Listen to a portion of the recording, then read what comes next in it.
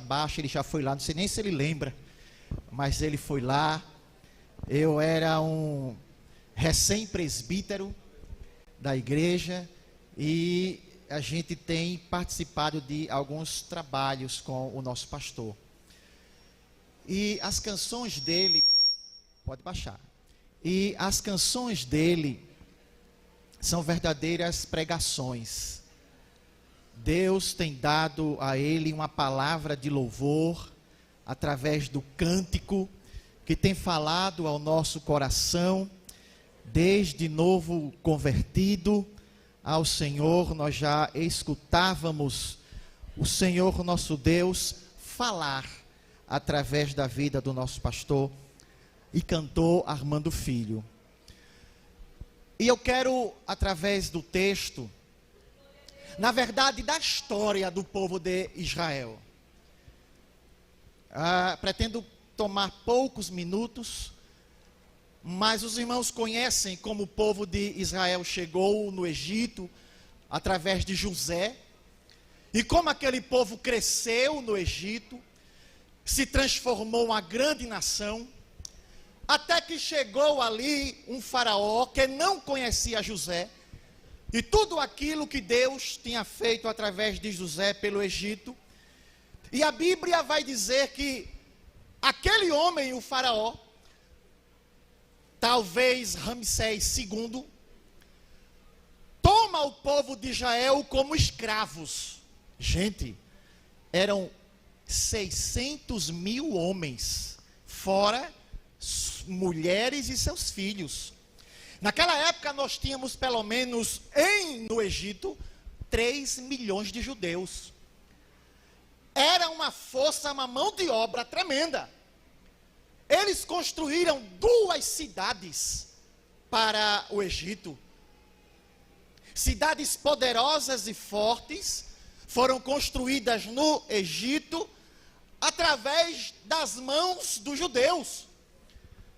Mas Deus envia Moisés, e Deus trabalha através de Moisés, e através de Moisés Deus tira o povo de Israel do Egito.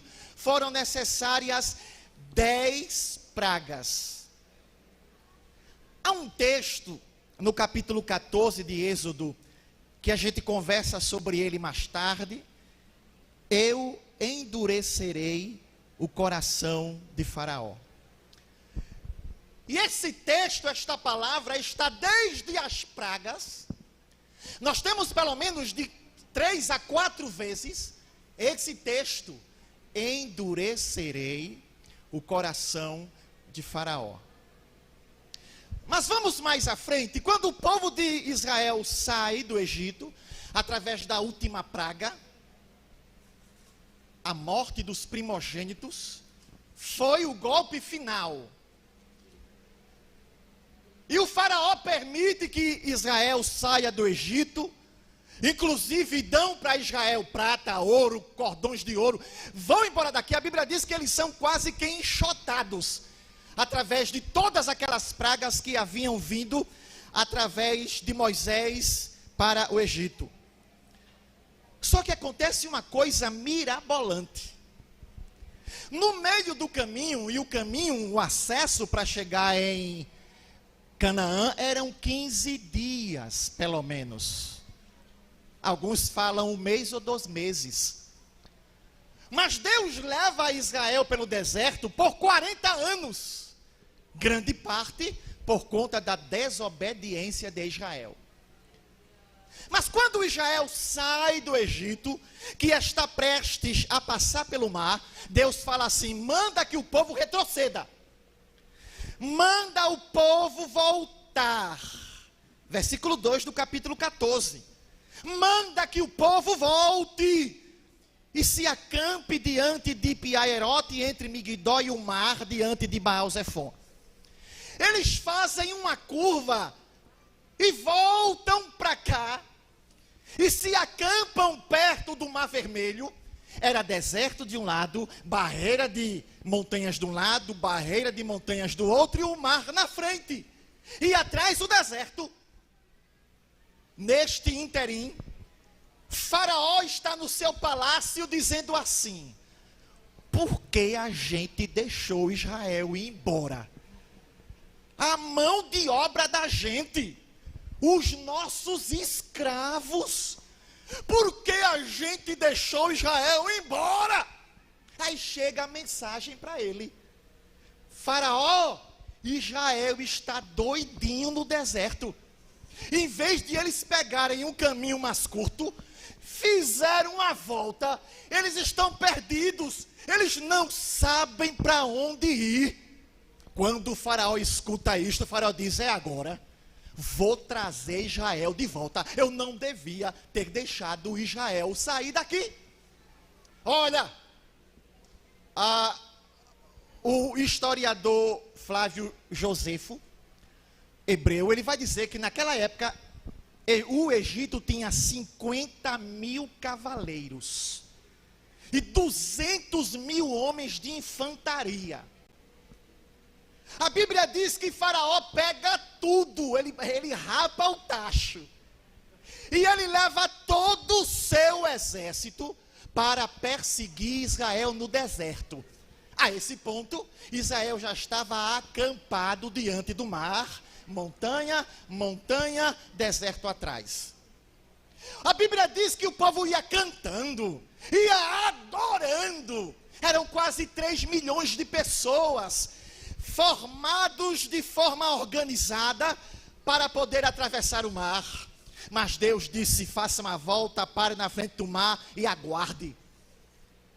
Quando Israel vê o Egito vindo à retaguarda, Faraó alcançou. O que é que o povo faz?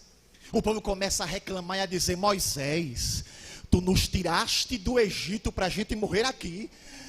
Não foi isso que nós te dissemos? Deixa a gente aqui, porque aqui a gente não vai morrer no meio do deserto. É melhor ser escravo do que trabalhar, ou do que ir e morrer no deserto. Por que tu não deixaste a gente aqui? Moisés disse: calma, fiquem quietos, vejam o livramento que o Senhor vosso Deus vos dará, porque este Egito que vocês veem hoje, nunca mais vocês verão. Deus trabalhará a vosso favor e ficareis calados. Nesse interim, Deus pega a nuvem que ia à frente do povo, era noite, e aquela nuvem ia guiando o povo. Deus coloca a nuvem para trás, de forma que, para o lado do acampamento egípcio, era escuridão. Mas para o lado do acampamento israelita, a nuvem de fogo alumiava. De forma que era claridão para cá, mas escuridão para lá. De forma que toda noite, Egito não conseguiu chegar perto de Israel.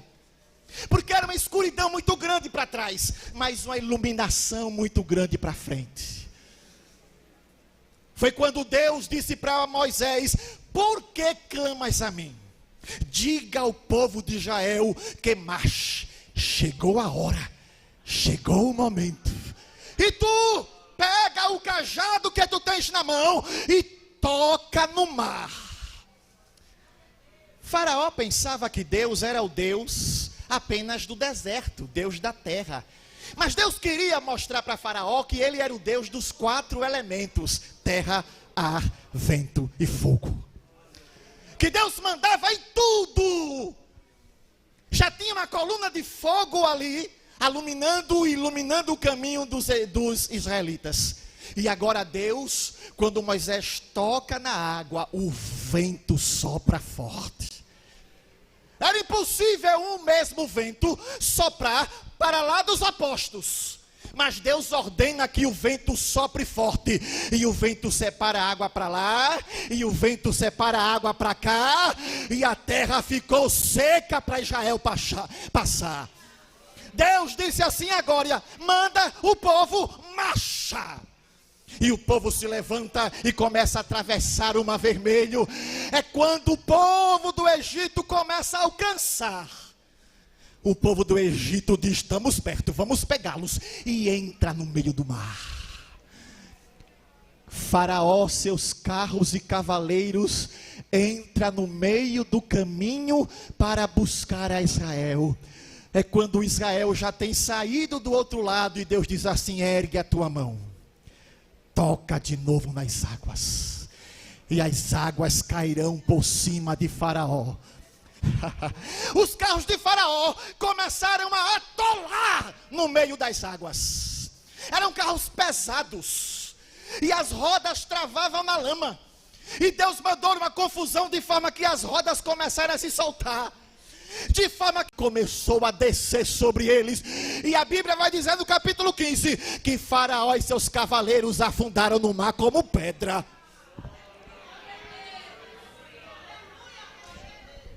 Eu já vi muita gente dizer o seguinte: poxa vida, Deus endureceu o coração de Faraó. Não é necessário, gente, Deus lançar um encantamento.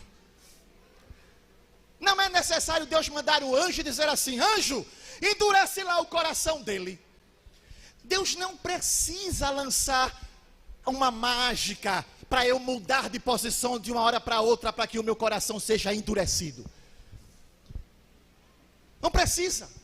Deus sabia o coração obstinado de Faraó. Deus sabia quem era Faraó. Deus conhecia o homem ignorante, brabo, bruto, exaltado, soberbo, que era adorado como Deus pelos seus súditos. Apenas um cenário foi armado. Deus sabia que se não operasse ali, Faraó iria buscar Israel longe. Faraó iria lembrar que ele perdeu uma grande manada, um grande povo trabalhador que construiu o Egito e muitas cidades do Egito. Deus sabia que hora mais cedo, hora mais tarde, Israel iria em busca do povo hebreu. E o povo hebreu não era um povo guerreiro. Tanto é que o caminho mais fácil passava pela terra dos filisteus. E Deus diz: para que o povo não se aperreie na guerra, vão por aqui, povo. Deus sabia que, belicamente falando, Israel não tinha condições de ganhar para o povo do Egito. E sabia que mais cedo ou mais tarde Faraó iria mandar o Egito pegar Israel e trazer de volta. Então Deus diz assim: vou acabar com o mal pela raiz, e eu vou aproveitar o próprio coração duro de Faraó. Deus não precisa trabalhar contrariamente a nós para endurecer o nosso coração. É da própria natureza humana. Deus apenas disse assim: não vou intervir. Eu vou fazer este manuseio aqui. Israel volta. Faraó pensa que o povo está perdido, e o próprio coração de Faraó vai fazer o trabalho para mim. Deus não precisa de nada disso. A nossa natureza humana já é contrária à vontade de Deus para a nossa vida. Deus não precisa mexer pauzinhos ou pegar e dizer para o Espírito Santo: muda o coração dele, anjo, muda o coração dele. É somente Deus dizer assim: vou tirar minha mão, vou deixar você se orientar por você mesmo, vou deixar você tomar suas decisões, eu vou deixar você ser dono da sua vida, porque se eu não lhe orientar, se eu não lhe guiar, se eu não estiver na sua frente, você vai fazer besteira lá na frente, porque a humanidade do homem é contrária ao querer e à vontade de Deus. O que aconteceu ali é que quando o Faraó viu que a situação estava boa para ele, o coração dele endureceu. O endurecimento aí de Faraó se deu por uma questão que vinha de fora, onde Deus somente disse assim: não vou intervir, não vou fazer nada, vou ficar na minha e vou deixar Faraó se guiar por ele mesmo. E vejam no que deu. Uma tomada de decisão errada de Faraó matou mais de 300 mil homens, pelo menos 50 mil cavalos, pelo menos acabou com 50 mil carros de guerra. Pense no prejuízo que Faraó teve quando ele resolveu se dirigir pelo que o coração dele dizia. Tem um hino que o pastor Armando Filho, ele canta, diz: quantas vezes quiseste então mudar teu pensar, teu modo de agir, e ao sentir que nada adiantou. Oh, irmão, eu sei que foi ruim, mas uma coisa eu quero te dizer: Deus te ama assim como tu és, mesmo quando muitos dizem que não há mais solução. Deus, Senhor, estende a sua mão.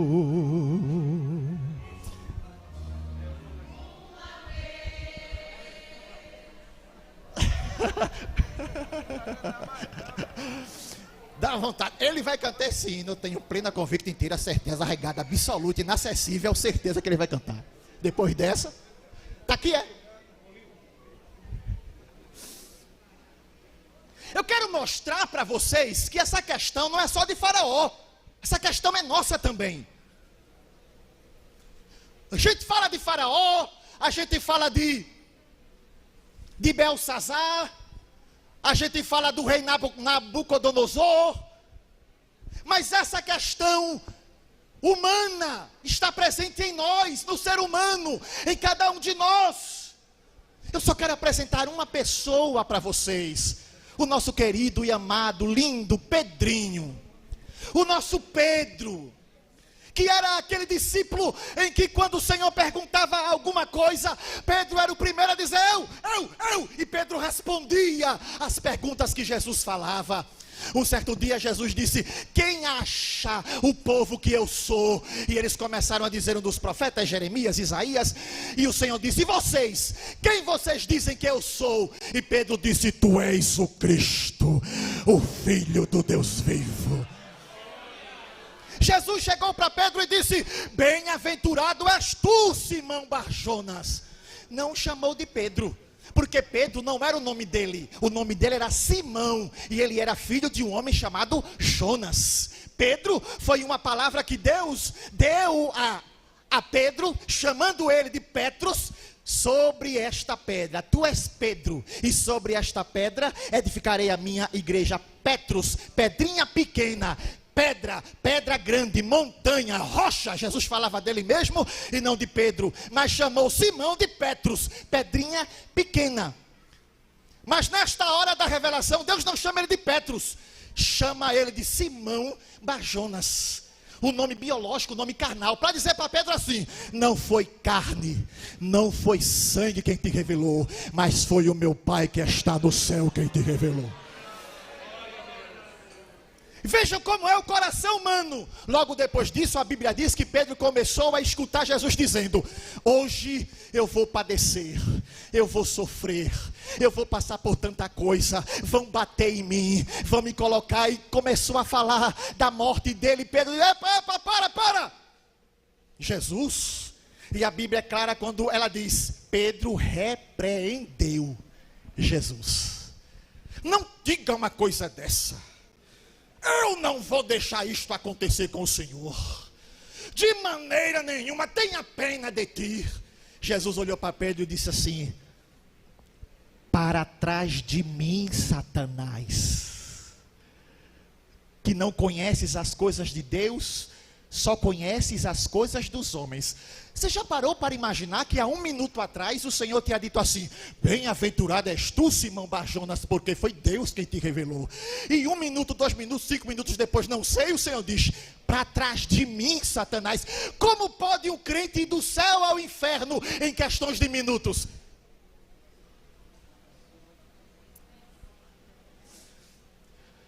Ah, Deus foi quem me revelou. Eu sou o cara, eu sou o melhor, revelou só a mim, eu estou em pé de igualdade com o mestre. E quando Jesus começou a dizer que a morrer ia se acabar, ele disse: não, tu estás errado.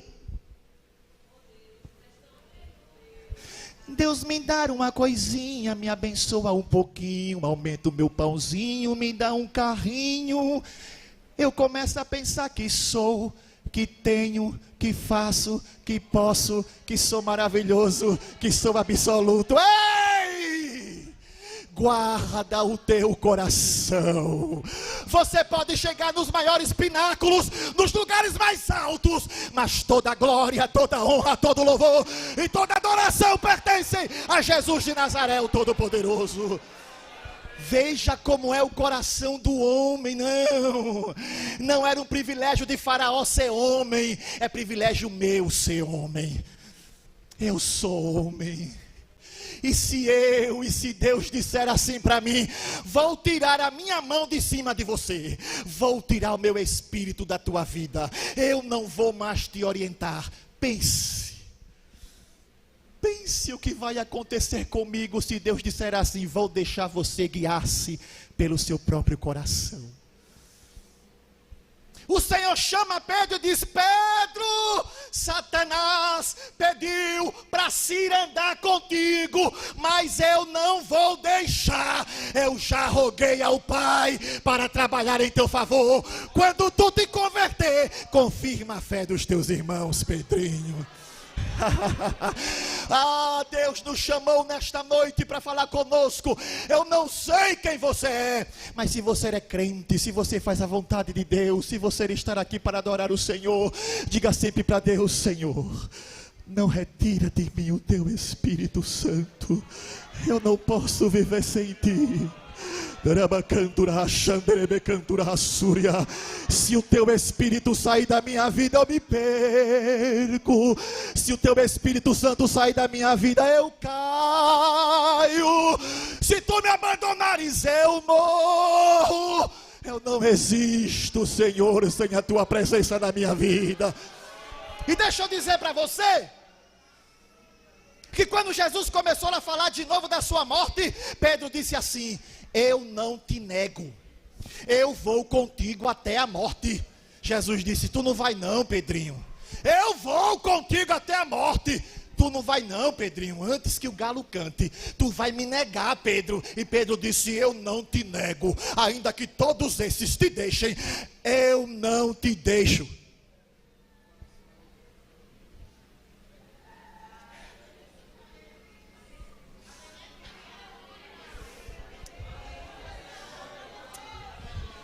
Quem aqui ama Jesus, levante a mão e dê um glória. Pedro amava Jesus, amava a gente. Pedro amava o Senhor, amava a gente. Mas Pedro era homem. E mais uma vez Pedro disse para Jesus: tu estás errado, eu estou certo. O servo querendo ensinar o mestre. Vocês já conhecem a história que Pedro nega Jesus 3 vezes. E a Bíblia diz que quando Pedro nega Jesus pela 3ª vez, o galo canta.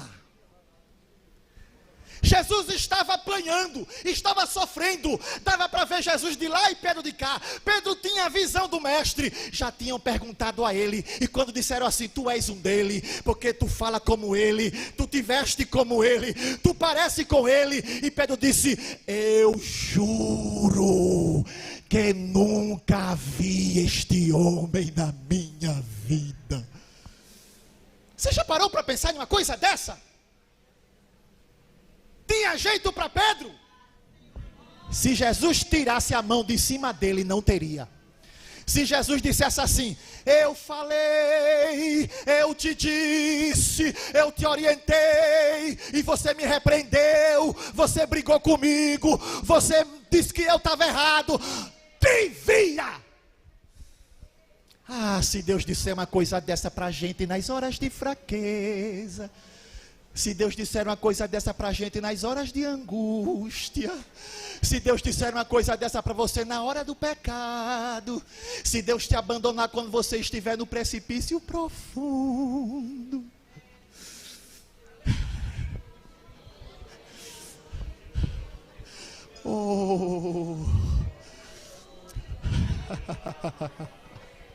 e Jesus estar aqui nesta noite dizendo: eu te conheço, pé Sahara. Eu sei quem você é. A tua vida está na palma da minha mão. Você prega, você toca, você canta, você ora, você evangeliza. Você tem 50 anos de crente, 70, 80, 90, não importa. Mas se eu tirar a minha mão de sobre você, se eu deixar de te orientar, se eu no meio do caminho te abandonar,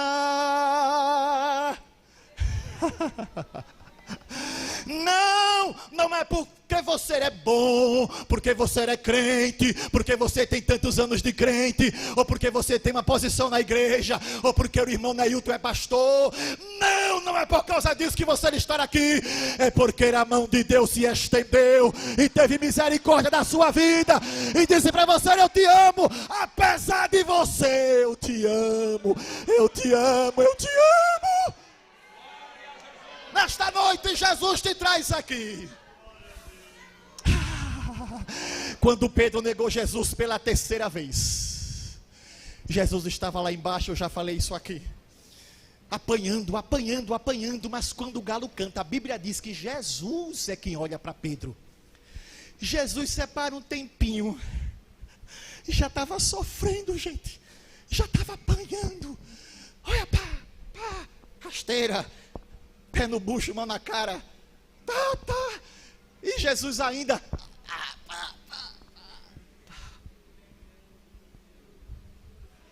e olha Pedro,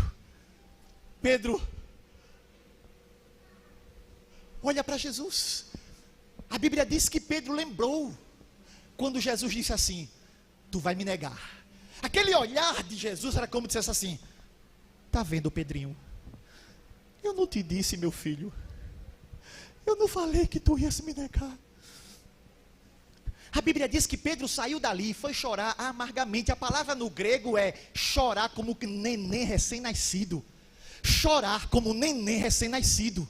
O choro, angústia de Pedro foi tremenda. Imagina o diabo dizendo assim: tira a tua vida, abandona o ministério, sai da igreja, vai para outro lugar. Imagina o diabo falando para Pedro: tu não tem mais perdão, não tem mais jeito para a tua vida, tira a tua própria vida, vai te matar. Imagina o próprio diabo dizendo para Pedro: não tem mais chance, Pedro, tu negasse ao teu Senhor, tu negasse o teu mestre. Mas a Bíblia diz que quando Jesus ressuscita, ele se encontra com as mulheres lá no túmulo e diz para meus discípulos e diz a Pedro que eu quero falar com ele.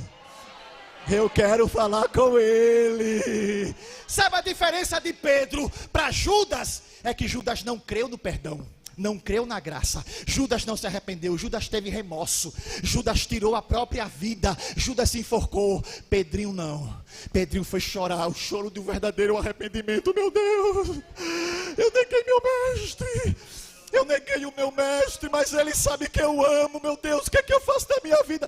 Eu neguei o meu mestre, eu neguei o meu mestre. E lá no lago, Jesus se encontra com os discípulos. Mais uma vez acontece uma grande pescaria. Aí João diz assim: Pedro, é ele, tenho certeza que é ele. Aí Pedrinho pula no mar porque estava desnudo. Aí Jesus assa pão, Jesus assa peixe e diz assim: Pedrinho, venha cá, meu filho, que eu quero conversar com você. Vem aqui à parte, meu filho, venha. Lá vem Pedrinho. E Jesus disse: Pedrinho, tu me amas? Pedrinho disse: Senhor, tu sabes que eu te amo. Tome conta das minhas ovelhas, pastorzão. Olha aí. Andou mais um pouquinho e disse: Pedrinho, tu me amas? E Pedro disse: Senhor, tu sabes que eu te amo. Tome conta dos meus cordeirinhos, pastorzão. Vamos mais. Aí andou mais um pouquinho, mas disse a terceira pergunta que matou, apunhalou, naufragou, derribou a Pedro: Pedro, tu me ama de verdade? A Bíblia diz que Pedro caiu no choro e disse: Senhor, tu sabes de tudo, tu sabes que eu te amo. Toma conta das minhas ovelhas. Esta noite Jesus te trouxe aqui. Não sei se você é crente, se você não é crente, quem é você, mas eu quero te mostrar um Deus perdoador. Um Deus que hoje nesta noite coloca a mão dele sobre você e diz: eu sou o único que pode te orientar.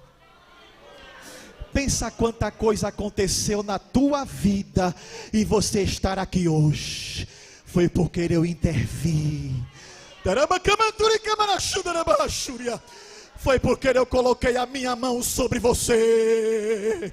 A Bíblia diz: maldito homem que confia no seu próprio coração. Mas nesta hora estão aqui aquelas pessoas que entendem que são falhas, que são fracas, que são pecadoras, que são mortais. Mas eu prego, eu sou falho, eu sou pecador. Eu já ganhei 1000 numa pregação só. Tu é falho, tu é pecador, tu és pecador, tu és mortal. Não adianta.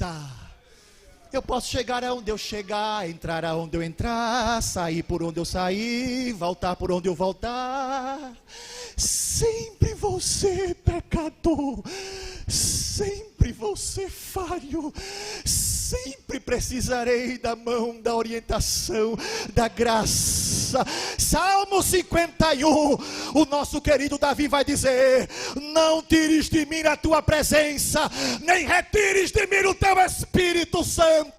Sem a tua presença não dá. Eu posso viver sem dinheiro, eu posso viver sem calçado, eu posso viver sem fama, mas sem Jesus não dá. Hoje Jesus te trouxe aqui para dizer: se entregue, se entregue, se entregue, porque eu sou a única solução para a sua vida. Eu sou o único Senhor. E eu te amo, eu te amo, eu te amo, eu te amo. Ele sabe tuas falhas, Ele sabe teus pecados, Ele sabe teus erros.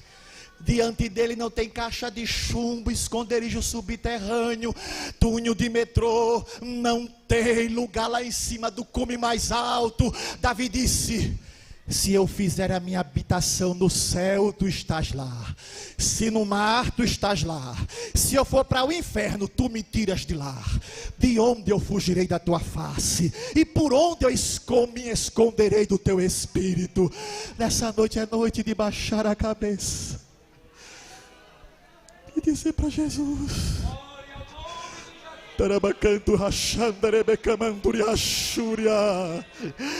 Jesus, não é privilégio de Faraó, não é privilégio de Pedro, é também privilégio meu de ser homem. Se tu me deixar orientar pelo meu próprio coração, eu vou falhar contra ti. Tome minha vida na tua mão, faz o teu querer em mim. Que Deus, o Todo-Poderoso, continue abençoando a sua vida e saia daqui entendendo que enquanto as mãos de Deus estiverem estendidas sobre você, você está salvo não do mundo e não apenas do diabo, mas salvo de você mesmo. Deus abençoe em nome de Jesus. Feche seus olhos, curve a sua cabeça.